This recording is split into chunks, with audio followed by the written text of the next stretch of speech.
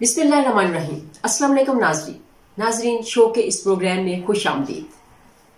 जैसा कि आप जानते हैं कि कोविड-19 ने 2020 के आगाज से ही जिंदगी के हर शोबे को मुतासिर किया है और इसमें ऑब्वियसली एजुकेशन का शोबा भी आता है और मुतासिर होने वाले शोबों में एजुकेशन का शोबा सर फहरिस्त है। जैसा कि हमने देखा है कि पिछले कुछ महीनों में एजुकेशन को कंटिन्यू करने के लिए बहुत से ममालिक ने वर्चुअल एजुकेशन का सहारा लिया है। अब हुआ ये है कि कोविड-19 का सेकंड फेज स्टार्ट हो चुका हुआ है। हम जानना ये चाहते हैं कि इस फेज में हम एजुकेशन को कैसे कंटिन्यू करेंगे और यही मसला सब लोगों के लिए परेशानी का बाइस बना हुआ है। इसी मौजू को आज हमने ज़ेरे बहस लिया है और इस मौजू पर बात करने के लिए हमने एक एजुकेशनिस्ट को अपने प्रोग्राम में मदऊ किया है। आप एक रीनाउंड एजुकेशनिस्ट हैं और आपका नाम है डॉक्टर सबा खलील तूर। डॉक्टर साहबा का माशाल्लाह से 18 साल से ज़ायद का एक्सपीरियंस है और जिसमें इंक्लूडेड है उनका ई लर्निंग का एक्सपीरियंस भी, जो कि हमारे मुल्क में एटलीस्ट बहुत कम है इस तरह के एजुकेशनिस्ट। तो आइए मिलते हैं डॉक्टर साहबा से। अस्सलाम वालेकुम doctor Saba Khalil Toor Sahiba, very warm welcome in my programme.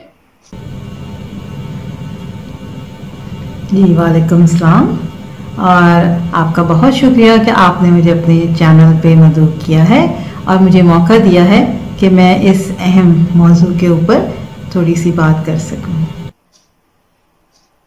जी, जैसा कि आप जानती हैं कि मेरा आज का प्रोग्राम है ई लर्निंग या वी लर्निंग या वर्चुअल लर्निंग, उसको आप कह लें। इस हवाले से मेरा पहला सवाल करना डेफिनेटली यही बनता है कि वर्चुअल एजुकेशन क्या है। मैंने अभी इंट्रोडक्शन में बताया तो है कि वर्चुअल एजुकेशन के जरिए ग्लोबली एजुकेशन जो है वो प्रोवाइड की जा रही है, लेकिन हमें आप क्लियरली बता दीजिए कि वर्चुअल एजुकेशन क्या है। जी, वर्चुअल एजुकेशन जो है ना, it's actually real education which is virtually everywhere. एक टाइम पे मैंने एक पेपर लिखा था वर्चुअल यूनिवर्सिटी पे और मैंने लिखा था virtual university, real education, virtually everywhere.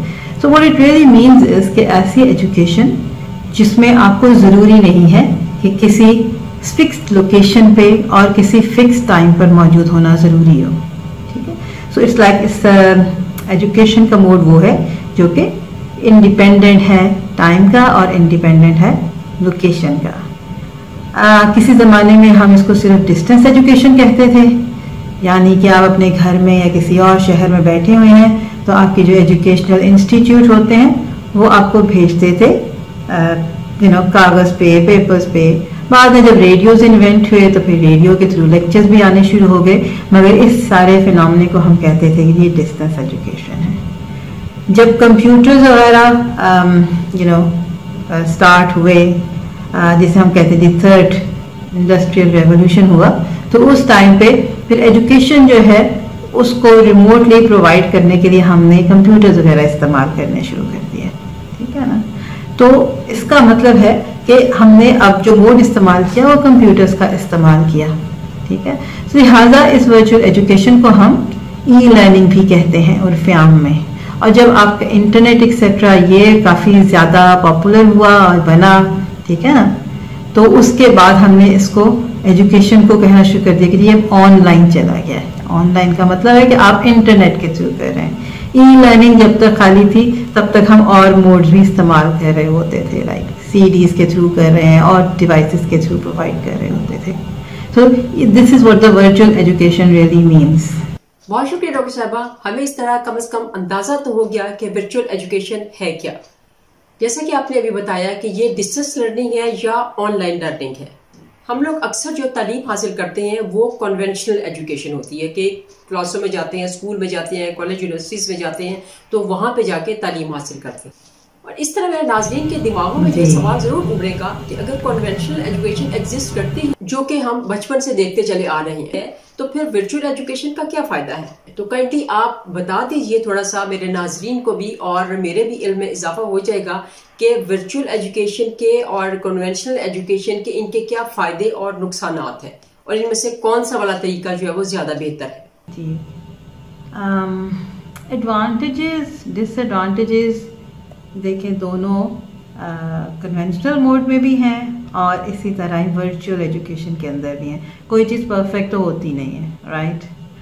तो मैं आपको पहले बता देती हूँ कि जी कन्वेंशनल मोड में अगर आप काम कर रहे हैं, यानी कि आप क्लासरूम में हैं और आप स्कूल या कॉलेज जाते हैं, वहाँ बिल्डिंग में हैं के अंदर जाते हैं, वहाँ क्लासेस में बैठते हैं, इसे कहते हैं ना brick and motor classrooms, not virtual, real classrooms हैं। तो पहली बात है हम देख लेते हैं ऐसी यूनिवर्सिटीज़ में एडवांटेजेस, या स्कूल्स भी अगर आप ले लें तो इनमें एडवांटेजेस क्या है। जो सबसे बड़ी advantage which I think is कि जो एस्पेक्ट है both for the students and for the teachers, वो ये है सोशलाइजिंग का। वो आपस में सोशलाइज करते हैं, एक दूसरे से मिलते हैं, कम्युनिकेट करते हैं, अपनी थॉट्स, अपने आइडियाज़ या जो भी है वो एक्सचेंज करते हैं एक दूसरे से। तो ये एक बहुत बड़ा फ़ायदा है, ये आपको तब समझ आती है जब आपको ये करने का मौका ना मिल रहा हो। तो this is one best basic advantage जो मेरे हिसाब से है। ऑब्वियसली जब आप सोशलाइज करते हैं, बंदे की तरबियत भी स्टूडेंट्स के साथ साथ हो जाती है, ज़िंदगी में कैसे रहना है, अगर लड़ाई हो गई है तो कैसे उसको सही करना है। तो तालीम के साथ यहाँ तरबियत करना और इन चीज़ों को बच्चों को समझाना बड़ा आसान हो जाता है, ठीक है। ये इसके अलावा जो यूनिवर्सिटी में और दूसरी कह लो फैसिलिटीज़ मिली होती हैं, लाइक स्पोर्ट्स की आ गई और किस्म की चीज़ें आ गई, जहाँ फिज़िकली आपको प्रेजेंस जिसकी चाहिए होती है और जो स्टूडेंट्स को हेल्प करती हैं। तो ये फिज़िकल एक्टिविटीज़, ये सारी चीज़ें जो हैं आप कन्वेंशनल मोड में बहुत आसानी से कर सकते हैं। और लोग बच्चों को, इसे हम कहते हैं ना, एक एनवायरनमेंट, एक माहौल दे सकते हैं। क्लासरूम के अंदर जो है जब आते हैं तो वहाँ भी बड़े फ़र्क पड़ जाते हैं। सबसे पहले क्या होता है कि स्टूडेंट टीचर जो है उनकी एक आपस में डायरेक्ट इंटरेक्शन हो जाती है, ठीक है ना। सो व्हाट हैपन्स इज के स्टूडेंट्स क्लास में अगर कोई चीज़ पूछते हैं उसी वक्त, और वहीं पे टीचर्स बैठे हुए हैं, ठीक है ना। रिमेंबर कि वो स्पेस और टाइम डिपेंडेंट है, इसका मतलब है they are sharing the same space and same time, okay. So एक एनवायरनमेंट में बैठे हैं, क्लास में बैठे हैं, टीचर्स जो हैं वो स्टूडेंट्स को देख सकते हैं, वो उनकी फेशियल एक्सप्रेशन से या उनके बिहेवियर से अंडरस्टैंड कर सकते हैं कि भी उन्हें क्या चीज़ समझ आ रही है, क्या नहीं आ रही है। हर स्टूडेंट या हर क्लास एक जैसी नहीं होती है, कभी ज़्यादा इंटेलिजेंट स्टूडेंट्स आ जाते हैं या कुछ ज़्यादा मिक्स आ जाता है, तो स्टूडेंट टीचर्स अकॉर्डिंगली एडजस्ट करते हैं इसको। तो टीचर जो हैं रन टाइम पे उसको एडजस्ट कर लेते हैं। स्टूडेंट्स अगर बोर हो रहे हैं या वो इंगेज नहीं हो रहे हैं, टीचर को समझ आ गई, तो वो रन टाइम पे उसी टाइम पे उस वक्त ही कुछ ना कुछ कर लेता है, which is a very basic advantage, क्योंकि हमने स्टूडेंट्स को कुछ इन्फॉर्मेशन देनी है और इसलिए ज़रूरी है कि वो आपके साथ इंगेज हुए हों। तो ये एक और एडवांटेज जो मुझे फील होती है कि कन्वेंशनल मॉडल में जो हमारा आम, जिससे चॉक एंड टॉक मेथड कह सकते हो, या क्लास के अंदर जो वहाँ पे वो ये इसके फ़ायदे इस तरह के हो सकते हैं, ठीक है ना। उसके अलावा जो कॉन्सेप्ट्स आ जाते हैं जी, टीचर्स जब असेसमेंट्स करते हैं उनकी मॉनिटरिंग करना, आप देखें कन्वेंशनल मोड में बहुत आसान है। आप क्लास में टेस्ट लेते हैं, क्विज़ लेते हैं, आप वहीं पे खड़े होकर चेक कर रहे होते हैं, देख रहे होते हैं। ज़्यादा श्योरिटी टीचर्स को हो रही होती है कि जी चीटिंग नहीं हो रही है। अगर हो रही है तो आप उसी टाइम पे उन्हें कैच कर लेते हैं और उनको बाहर भेज देते हैं क्लास से या जो भी है। उसके अलावा कोई ऐसे हालात हो गए, जैसे अभी कोविड-19 हो गया या कोई और डिज़ास्टर नेचुरल हो गया, तो पढ़ाई रुक भी जाती है, ठीक है, आपका टाइम वेस्ट होता है इसके अंदर। लिहाजा इस किस्म के नुकसानात जो हैं वो हमारे इधर एग्जिस्ट करते हैं। हाँ जी, इसी तरह अगर हम देखें एडवांटेजेस या pros of the virtual education, virtual mode of learning, तो इसमें चूँकि मैंने आपको बताया दो तरीके हैं, एक सिंक्रोनस होता है और एक एसिंक्रोनस वर्चुअल एजुकेशन होती है। सो अगर आपने इसको रखना है इन बोथ द केसेस, जैसे सिंक्रोनस और एसिंक्रोनस दोनों में ही, it is actually location independent. It essentially means कि आप क्लासेस पढ़ सकते हैं, एजुकेशन ले सकते हैं। अगर आप कहीं जॉब कर रहे हैं या किसी और सिटी में जाकर बैठे हैं या कोई ऐसा एरिया है जहाँ पे आपके करीब तरीन कोई ऐसी क्लासेस नहीं है, या कह लो कोई कॉलेज यूनिवर्सिटी नहीं है, तो आप इसको बहुत आसानी से इस मोड के थ्रू भी एजुकेशन हासिल कर सकते हैं। ये बेसिकली इसका सबसे बड़ा फ़ायदा है। अगेन अगर आप एसिंक्रोनस हैं तो आप टाइम इंडिपेंडेंट भी रहते हैं, यानी कि जब आपको पढ़ना हो आप पढ़ लें अपनी पेस पे।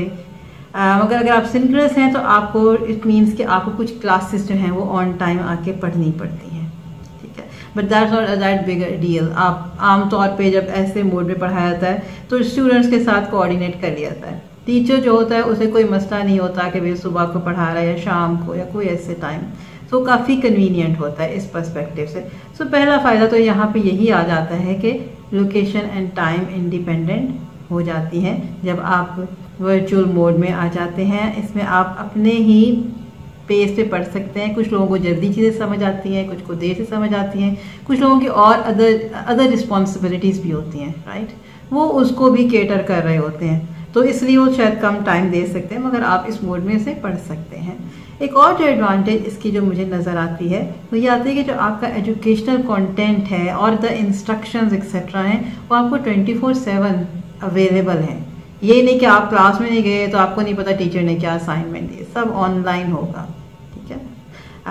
ऑब्वियसली आपको ये तो अंदाज़ा हो चुका होगा अब तक कि जब आप वर्चुअल पढ़ाएंगे और ऑनलाइन और ये, तो इसके अंदर आप लर्निंग मैनेजमेंट सिस्टम यूज़ करेंगे, कोई पोर्टल्स इस्तेमाल करेंगे, विच मीन्स कि ऐसी जगह जहाँ पे कोई 24/7 की एक्सेस कर सके कंटेंट्स को। इसके अलावा obviously there is a possibility कि आप कोशिश करें सिमुलेट करने की कि कुछ और जो इश्यूज हैं उसको हम कम कर सकें, लाइक डिस्कशन बोर्ड्स वगैरह बना लें। But these are the basic advantages, ठीक है, कि आपको कोई कहीं किसी टाइम पे भी आप इसको पढ़ सकते हैं। So that is a one basic advantage. इसके जो डिसएडवांटेजेस हैं उसमें सबसे पहले तो वही आ जाता है कि सोशलाइजिंग का जो एस्पेक्ट है वो बहुत कम हो जाता है अमंग द स्टूडेंट्स और between the student and teacher, दोनों में ही कम हो जाता है एसेंशियली, बिकॉज अब हर बंदा अपने अपनी लोकेशन पे बैठा हुआ है और वहीं से बैठ के कर रहा है।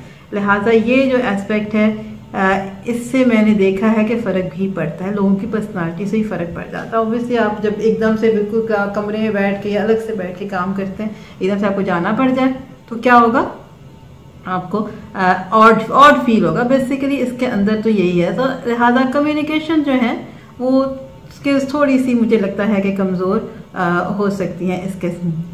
एक और इशू आ जाता है जी डेटा सिक्योरिटी का, क्योंकि अब आपका सारा डेटा जो है, आपके मार्क्स, आपकी सब चीज़ें, हो सकता है कि ये इतना सिक्योर हो या ना हो, देयर आर पॉसिबिलिटी। तो क्योंकि आजकल हैकिंग इस तरह की चीज़ें, तो डेटा सिक्योरिटी के इश्यूज आ सकते हैं। इसके अलावा जो इशू पाकिस्तान में आ सकता है वो है पावर फेलियर का। बिजली अभी जो कोविड-19 से हमने सेमेस्टर्स में क्लासेस ली हैं, हमें समझ आ गया कि ये बहुत बड़ा इशू है। आपका इंटरनेट अगर सही नहीं चल रहा है तो मसला है कि हम ऑनलाइन दे रहे होते हैं, इवन एसिंक्रोनस भी हो तो भी स्टूडेंट को एक्सेस करना डेटा जो है वो मुश्किल हो जाता है। सो टेक्नोलॉजी की लिमिटेशंस, ये इसके अंदर एक इशू है जिसको हमें केटर करना चाहिए। और एक और इशू जिसका मैंने पहले जिक्र किया था कि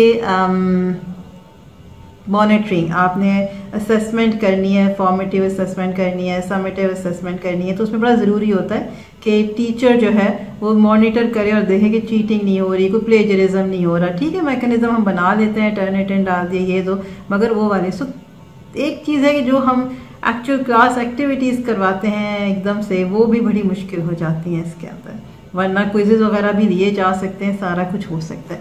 तो ये कुछ कह लो कॉन्स आ गए जिसकी वजह से, या डिसएडवांटेजेस आ गई हैं जो कि हम कह सकते हैं कि जी इस किस्म की वर्चुअल एजुकेशन जो है उसमें हो सकती है।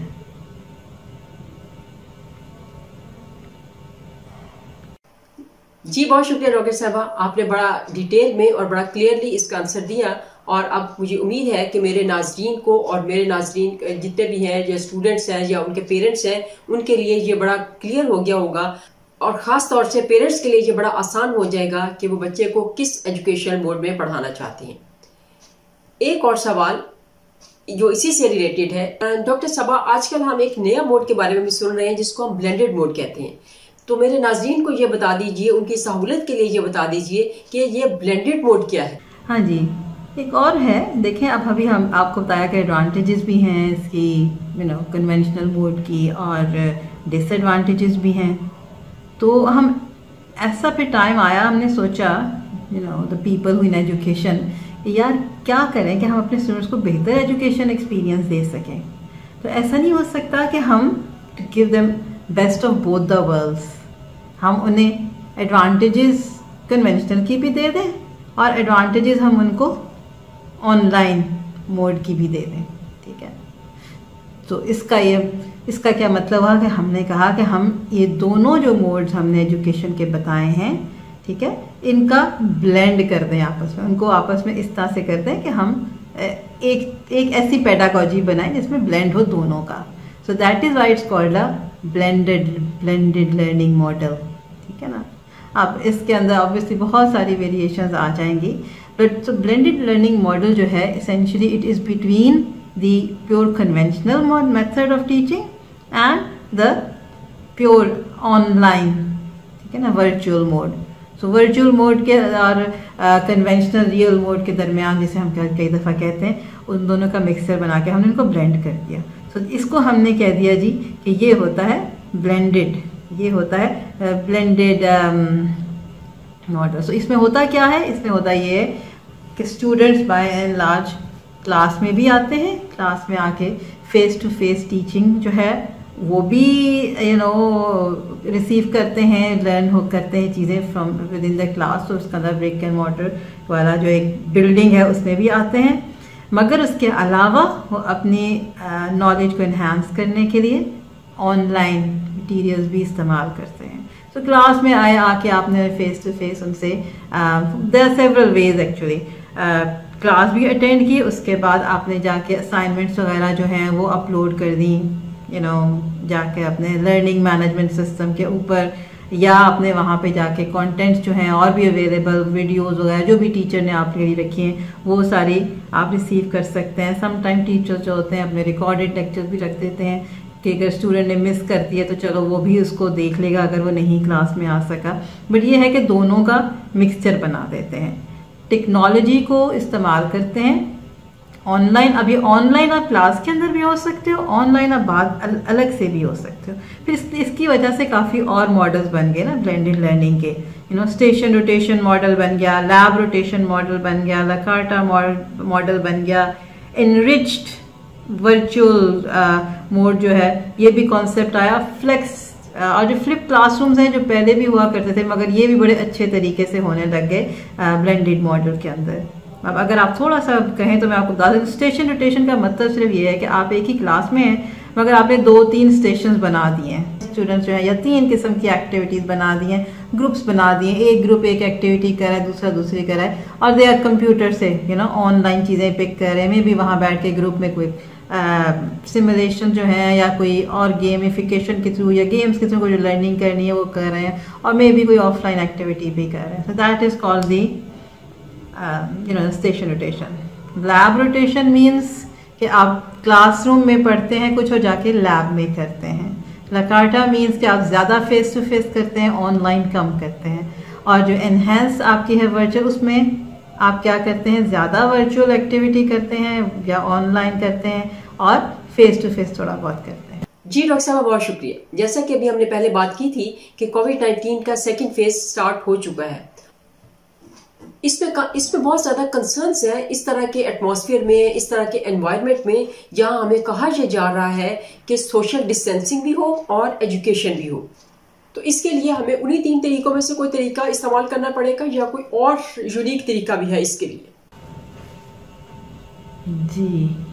जी आपका बहुत अच्छा सवाल है। आजकल जिस तरह ये हम सारे ही फेस कर रहे हैं, क्योंकि कोविड-19 का फर्स्ट फेज़ जो है वो एंड हो गया हुआ है। यूनिवर्सिटीज़ और स्कूल्स जो हैं उनको कहा जा रहा है कि आप अब वापस आइए।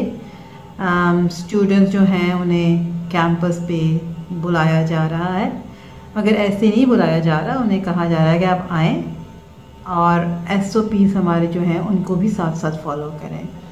ये SOPs आर समथिंग इंक्लूडिंग कि आपने हाथ धोने हैं और चीज़ें करनी है। इसके अलावा जो है ना वो ये है कि सोशल डिस्टेंसिंग करनी है। अब सोशल डिस्टेंसिंग एक स्कूल में कैसे की जाए या एक कॉलेज में कैसे की जाए, यूनिवर्सिटी में कैसे की जाए, तो सोशल डिस्टेंसिंग के लिए सबसे पहले ये है कि वहाँ पे नंबर ऑफ़ पीपल या स्टूडेंट जो है वो कम होने चाहिए।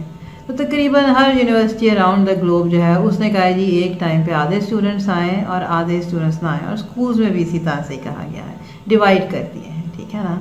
अब एक टीचर है उसको पढ़ाना पड़ रहा है एक क्लास, तो क्या करे, वो पहले एक क्लास पढ़ाए स्टूडेंट्स को जो ऑन कैंपस हैं, और अगले दिन या जब भी वापस आना हो अगले दिन तो फिर उसको उस तरह पढ़ाए उनको भी। तो एक टाइम पे वो एटलीस्ट 2-2 दफ़ा पढ़ा रहा होगा, उसका अपेरेंटली बहुत ज़्यादा वर्कलोड बन जाता है। इसके सलूशन लोगों ने निकाले हैं। अगेन अब इसके अंदर जो हमने अभी तक पढ़ा है, वर्चुअल एजुकेशन भी आ जाती है, इसमें ब्लेंडेड एजुकेशन भी आ जाती है। हमने मज़ीद मिक्सचर बना दिया है, ठीक है। हम करना भी ये चाह रहे हैं सारी कि अब हमारे पास फॉर एग्जांपल एक यूनिवर्सिटी में स्टूडेंट से कहा गया है कि जो इवन नंबर स्टूडेंट्स हैं, इवन नंबर रोल नंबर वाले स्टूडेंट्स, ठीक है, वो 2 वीक्स के लिए कैंपस पे आएंगे और जो ऑड नंबर रोल नंबर के स्टूडेंट्स हैं वो 2 वीक्स के लिए घर बैठ के ऑनलाइन टीचिंग लेंगे, ठीक है। सिंक्रोनस और एसिंक्रोनस दोनों में से कुछ भी हो सकता है, मगर टीचर जो है वो क्या करेगा, उसको कहा गया कि जी आप पढ़ाएं एक ही दफ़ा, हम ये नहीं चाहते कि आप 2 दफ़ा पढ़ाएं। अब ये बहुत ही कॉम्प्लिकेटेड सिचुएशन बन गई है, ठीक है। तो हमें यहाँ पे कंकरेंट टीचिंग करनी पड़ रही है। कंकरेंट का मतलब है एक ही टाइम पे ऑनलाइन एंड सिंक्रोनस टीचिंग करनी पड़ रही है। उसके अलावा we still have to look after students जो कि ऑनलाइन इस तरह से नहीं आ सकते, लिहाजा वो एसिंक्रोनस स्टूडेंट्स हैं। तो अब हमें क्या करना पड़ेगा, हमें एक टाइम पे उन स्टूडेंट्स का भी ध्यान रखना पड़ेगा जो एसिंक्रोनस मोड से एजुकेशन हासिल कर रहे हैं, और कोशिश हमें ये करनी है इस तरह से हम टीच करें कि तीनों को एक बराबर की एजुकेशन मिले। अच्छा, अब कहा यही जा रहा है और हम लोगों से भी और मैं भी सारे लोगों से यही कहा जा रहा है कि आपने करना ये है कि 15 डेज़ के बाद वो स्टॉप हो जाएंगे, 2 वीक्स के बाद। तो अब स्टूडेंट्स को ये लर्निंग वाइज फील नहीं होना चाहिए कि जी वो पहले ऑनलाइन था तो अब फेस टू फेस हो गया।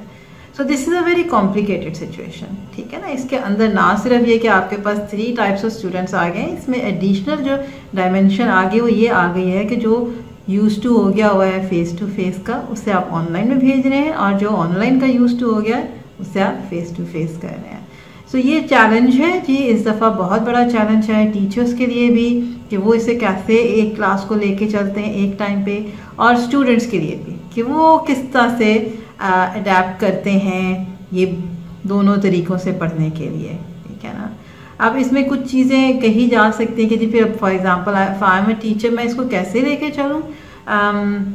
एक तरीका तो ये है कि आप अपना कोर्स डिज़ाइन इस तरह से करें कि आप समझें कि आप पढ़ाई एसिंक्रोनस स्टूडेंट्स को रहे हैं, और फिर आप देखें उन एसिंक्रोनस स्टूडेंट्स को लिए आपने जो लर्निंग ऑब्जेक्टिव्स रखे हैं उन्हें मीट करना है, और उन मीट करने के लिए क्या आप क्राइटेरिया या असेसमेंट रखते हैं। So you start with the designing of an asynchronous mode of education, and then you start developing the assessments. जब आप असेसमेंट बनाने बैठेंगे, फॉर एग्जांपल आपने कहा जी मैंने लोगों की प्रेजेंटेशन लेनी है, एज अ ग्रेडेड प्रेजेंटेशन लेनी है, तो अब आपके पास फेस टू फेस भी ग्रेडेड प्रेजेंटेशन आ जाएगी, आपकी ऑनलाइन भी आ जाएगी, और आपके पास एसिंक्रोनस स्टूडेंट्स उनके लिए भी आ जाएगी। तो आपको खुद से एक टेबल बनानी पड़ेगी हर असेसमेंट करने के लिए कि जी इसको मैंने इस मोड में करना है फेस टू फेस, तो क्या चीज़ें देनी चाहिए इसको स्टार्ट करने से पहले, क्या होना चाहिए ड्यूरिंग दी प्रेजेंटेशन, और क्या होना चाहिए आफ्टर दी प्रेजेंटेशन इसको ग्रेड करने के लिए। इसी तरह आपको सारी एक्टिविटीज़ देखनी पड़ेंगी, असेसमेंट की भी, क्लास एक्टिविटीज़ की भी आपको पहले से बहुत ज़्यादा प्रिपरेशन करनी पड़ेगी। जब तक ये प्रिपरेशन नहीं होगी आपका कोर्स इस तरह से रीडिज़ाइन नहीं होगा, बहुत मुश्किल हो जाएगा कि आप 3 किस्म के स्टूडेंट्स को एक किस्म की एक ही लेवल की एजुकेशन दे सकें।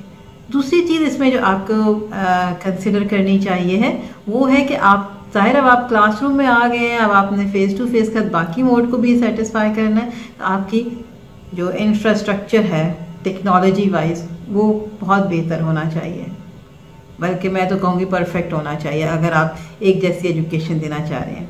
सो आपके पास कैमरा भी होना चाहिए, आपके पास बहुत ज़बरदस्त इंटरनेट होना चाहिए, ताकि टीचर जो है वो क्लासरूम में आए उसी टाइम पे उसके पास कोई ना कोई वीडियो कॉन्फ्रेंसिंग का सॉफ्टवेयर हो जिसके थ्रू वो अपने ऑनलाइन स्टूडेंट्स को ऑन बोर्ड ले, सामने बैठे हुए स्टूडेंट्स को ऑन बोर्ड ले, ठीक है ना। ऑन बोर्ड का मतलब है उनको इंगेज करें।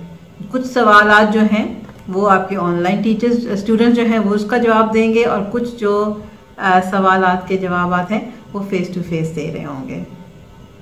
एक्चुअली ये डिपेंड वैसे साइज ऑफ द क्लास पे भी करता है। अगर बड़ी क्लास है आपकी तो उसको कैसे हैंडल करना है, अगर छोटी क्लास है तो उसको किस तरह से करना है, तो इसमें खासी कॉम्प्लिकेशंस आ जाएंगी। कुछ लोग कहते हैं जी हम तो इसी तरह ही करेंगे, क्लास में बैठेंगे और क्लास ही सिमुलेट करेंगे, यानी कि फ़र्क फील नहीं होने देंगे। कुछ लोग कहते हैं नहीं जी ये ज़्यादती हो जाएगी, हमें जो ऑनलाइन स्टूडेंट्स हैं उनके लिए अलग चीज़ें बना के रखें, ताकि इसका कॉन्सेप्ट है इक्विटी का, ताकि स्टूडेंट्स जो हैं वो फील ना करें कि जी हम ऑनलाइन हैं या हम एसिंक्रोनस मोड में हैं तो हमें नहीं पढ़ाया जा रहा। ये एक बहुत बड़ा चैलेंज है हम पूरे एकेडेमिया के लिए कि इसको हम कैसे लेके चलेंगे। अल्लाह मैं उम्मीद करती हूँ जी कि ये सेमेस्टर ठीक गुजरे, आगे हमारे पास सेकंड फेज़ का जो इतना शोर है वो कोविड-19 का वो ना हो, और I don't know by next semester हम लोग जो हैं अपने regular face to face mode में, या जो भी हम जिस तरीके से एक तरीके से टीच कर रहे हैं हम उसी में ही करें। अब इसमें हमने सीखा क्या है, हमने इस साल बहुत कुछ सीखा है। हमने सीखा ही यही है कि अगर हम लोगों को फ़र्क तरीके से करवाना पड़ जाए तो क्या हम कर सकते हैं कि नहीं कर सकते, तो इसका जवाब होगा हम कर सकते हैं। आसान नहीं है, मुश्किलें भी पड़ती हैं, शुरू में बंदा हर्डल से गिरता भी है मगर हो जाता है। सो मैं उम्मीद करती हूँ कि ये वाला सेमेस्टर जो है हम सब टीचर्स के लिए और स्टूडेंट्स के लिए में भी थोड़ा सब्र इसमें करना पड़ जाए, मुश्किल पड़ जाए, मगर अल्लाह चाहेंगे तो ये बहुत अच्छे तरीके से हो जाएगा। जी डॉक्टर सबा खलील साहबा, बहुत शुक्रिया वंस अगेन, आपने बड़ा क्लियरली सब क्वेश्चंस के आंसर्स दिए और मैं उम्मीद करती हूँ कि मेरे नाजरीन के दिमागों में बहुत सारी उलझनें जो थी वो काफ़ी हद तक कम हो जाएंगी। जी तो नाजरीन, डॉक्टर सबा खलील साहबा ने बड़ी डिटेल में इन सब सवालों के जवाब दिए, क्योंकि मुझे नहीं पता, आपको नहीं पता कि ये कोविड-19 का सिलसिला कब तक चले, लेकिन जब तक ये सिलसिला चलता रहेगा हमारे लाइफस्टाइल में, हमारी एजुकेशन में, हमारे प्रोफेशन में हमें चेंजेस लानी पड़ेंगी। इसके साथ ही मैं अपने प्रोग्राम का इख्तिताम करती हूँ और उम्मीद करती हूँ कि आप इन SOPs को फॉलो करते हुए हेल्दी लाइफस्टाइल की तरफ आगे बढ़ेंगे। और once again I am very thankful to doctor Saba Khalil Toor Sahiba, आपने अपने कीमती वक्त में से टाइम निकाला और हमारे साथ आई और हमें बहुत कीमती मशवरों से नवाजा। Thank you once again. जी, अल्लाह हाफिज़, and again thank you for inviting me.